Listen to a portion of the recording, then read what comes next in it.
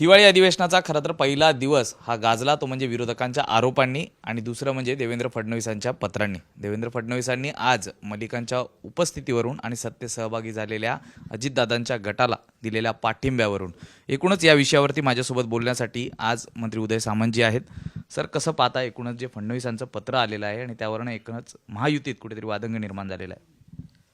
या बाबतीत मला असं वाटतं की मलिकजी त्या ठिकाणी आल्यानंतर तात्काळ देवेंद्रजींनी हे पत्र दिलेलं आहे.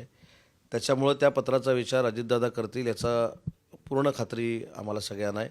आणि विशेषतः हे सरकार स्थापनेमध्ये देखील देवेंद्रजींचा फार मोठा सिंहाचा वाटा आहे. महाराष्ट्रातल्या जनतेला नक्की काय पाहिजे काय नको ह्याचं ज्ञान महाराष्ट्र राज्याचे मुख्यमंत्री एकनाथजी शिंदे, देवेंद्रजी आणि अजितदादांना आहे. आजचा जो प्रसंग आहे हा घडल्यानंतर 8-10 दिवसानं अशी प्रतिक्रिया आली असती तर मी विरोधकांच्या काही प्रश्नाला उत्तरं दिली असती. परंतु ज्यावेळी कळलं त्याचवेळी त्याच्यावर रिॲक्शन आदरणीय देवेंद्रजींनी दिलेली आहे. आणि देवेंद्रजींनी जी भूमिका मांडलेली आहे, मी अजून मुख्यमंत्री महोदयांशी जरी बोललेलो नसलो तरी मला पूर्ण खात्री आहे, मी शिवसेनेचा त्यांच्याच नेतृत्वाखाली उपनेता म्हणून काम करतो, तर हीच आमची शिवसेनेची देखील भूमिका आहे. आणि याचा विचार अजितदादा नक्की करतील, कारण अजितदादा देखील परिपक्व राजकारणी आहेत. कारण आपणच पाहिलं होतं की हीच कारणं सगळी सांगून म्हणजेच कुठेतरी देशद्रोहासारखे आरोप असलेल्या सत्तेत सहभागी झालेल्या मलिकांच्या बाबतीत आम्ही मांडीला मांडी लावून बसणार नाही ही स्पष्ट भूमिका त्यावेळी मुख्यमंत्र्यांनी देखील घेतली होती. नेमकी याबाबत आता मुख्यमंत्री कठोर भूमिका घेतील का आणि दादांशी याबाबत बोलणार का किंवा पत्रव्यवहार आपला देखील होणार का? नाही, हीच भूमिका आहे ना, देवेंद्रजींनी मांडलेली भूमिका हीच महायुतीची भूमिका आहे. त्याच्यामुळे अजून काही वेगळं सांगायची आवश्यकता आहे असं मला वाटत नाही. आणि सगळ्यात ह्याच्यामध्ये महत्त्वाची भूमिका आहे विरोधक जे काय बोलत आहेत की असं झालं तसं झालं, हे कळल्या देवेंद्रजींनी पत्र लिहिलं. परंतु मागच्या वेळी जो जेलचा प्रसंग घडलेला होता त्याच्यानंतर मंत्रिपदावर असताना राजीनामा देखील घेतला गेलेला नाही. त्याच्यामुळे या बोलण्याला काही अर्थ आहे असं मला वाटत नाही. आणि दुसरी महत्त्वाची गोष्ट आहे की त्या पत्रामध्ये स्पष्ट देवेंद्रजी असं म्हणाले की नवाबबाईंबद्दल वैयक्तिक आकस आहे किंवा त्यांना वैयक्तिक विरोध आहे असं कुठेही त्यांनी म्हटलेलं नाही. त्याच्यामुळं देशाच्या दृष्टीनं महाराष्ट्राच्या दृष्टीनं जे योग्य आहे ते अजितदादांनी करावं अशा पद्धतीची त्यांची भूमिका आहे. आणि मला असं वाटतं की अजितदादा ते त्यांच्याशी चर्चा करतील, एकनाथ शिंदे साहेबांशी चर्चा करतील आणि त्याच्यातनं सकारात्मक निर्णय घेतील.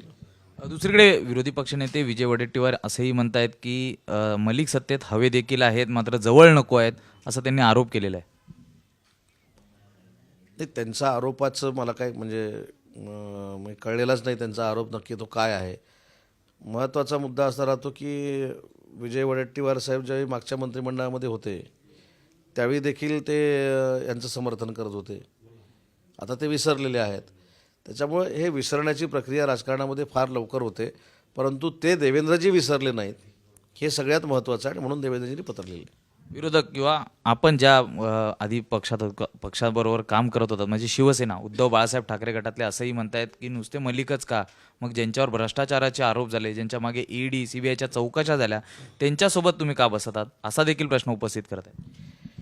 नाही, विरोधक म्हणजे मला असं वाटतं की 220च्या अगेन्स्ट आता उरलेले जे आहेत ते विरोधक, त्याच्यातले काही शरीरानं तिकडे मनानं इकडे आहेत. माझी त्यांना शुभेच्छा आहे की ह्या हिवाळी अधिवेशनाला शुभेच्छा मी देतो की पुढच्या हिवाळी अधिवेशनामध्ये देखील त्यांनी असंच पायऱ्यांवर बसावं आणि त्यांना वर्षानुवर्ष पायऱ्यावर बसण्याची ताकद परमेश्वराने द्यावी ही त्यांना सदिच्छा आहे. पण कुठेतरी राजकारण करून बघा, आज अवकाळीच्या बाबतीमध्ये स्वतः मुख्यमंत्र्यांनी भूमिका स्पष्ट केली, आज देवेंद्रजींनी भूमिका स्पष्ट केली की ज्या 22 जिल्ह्यांमध्ये अवकाळी पाऊस पडला आहे त्या शेतकऱ्यांच्या सोबत आम्ही आहोत. तिथले पंचनामे झाल्यानंतर तातडीनं मदतीची घोषणा आम्ही करणार आहोत, त्यांना मदत करणार आहोत. त्याच्यामुळं फक्त हा काय घोषणेचा बाजार नाही जो पूर्वी मागच्या 2.5 वर्षामध्ये झाला तसा. त्याच्यामुळं मला असं वाटतं की राजकारणासाठी राजकारण करू नये.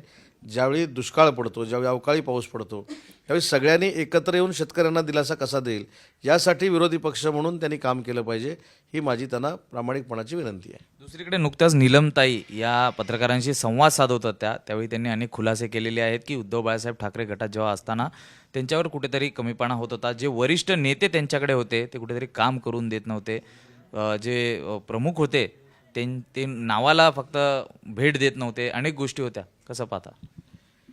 हे निलमताईंचंच म्हणणं नाही, सगळ्यांचंच म्हणणं आहे. आता नक्की उरणार आहे कोण हा एक फार मोठा प्रश्न आहे. कारण आता जे 13 लोक आहेत जसं मग काही सांगितलं त्यातले अनेक लोक मनानं शिंदेसाहेबांबरोबर आहेत, शरीरानं फक्त निवडणुकीपुरतं तिकडे थांबायचं म्हणून ते थांबलेले आहेत. त्याच्यामुळे निलमताईंची जी भूमिका आहे ही सगळ्याच लोकांची, आमच्या सगळ्यांचीच भूमिका ही होती. निलमताई तर माझ्या अगोदर अनेक वर्ष शिवसेनेमध्ये काम करत होत्या. त्याच्यामुळे सगळ्यांचीच ही भूमिका आहे.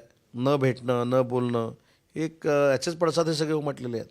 विरोधकांची ज्यावेळी बैठक झाली त्यावेळी उद्धव ठाकरे गटाचे जे प्रमुख नेते म्हणून ओळखले जातात आदित्य ठाकरे हे त्या ठिकाणी नव्हते. त्यावरून अनेक वादंग झाला. खरंच विरोधक जी आपली भूमिका आहे ती बजावताना पाहायला मिळतात का सत्ताधाऱ्यांच्या विरोधात? विरोधक कन्फ्यूज आहेत.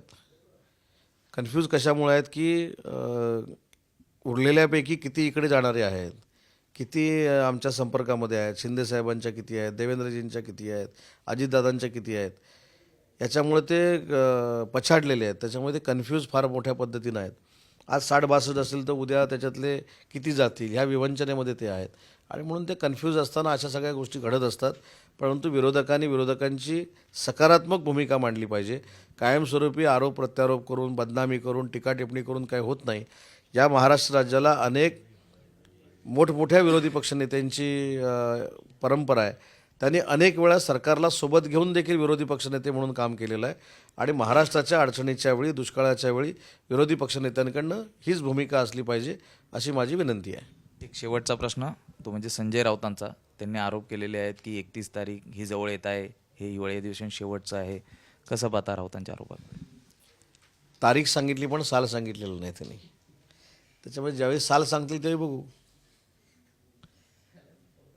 तसं मी पण सांगेन ना, आम्ही 31 डिसेंबरपर्यंत राहू. साल कोणी सांगितलं आहे? साल कुठं सांगतात ते?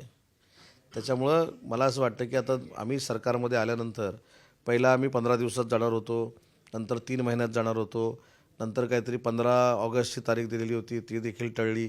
नंतर 1 ऑक्टोबर होता. कोण भविष्यवाला आहे त्यांचं मला माहीत नाही. 1 ऑक्टोबर होता. त्याच्यानंतर 1 महिन्यानं ती मुदत वाढली, 1 नोव्हेंबर झाली आणि आता 31 डिसेंबर आहे. त्याच्यामुळे 31 डिसेंबरला बघू आपण.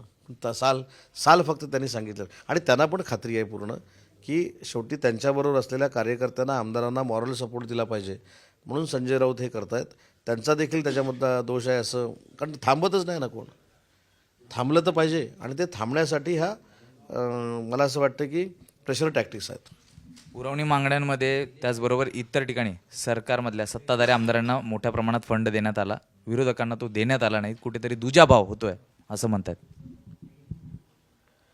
मला एक कळत नाही, आपण सरकारमध्ये असताना आपण भाजपच्या आमदारांना काय दिलं होतं?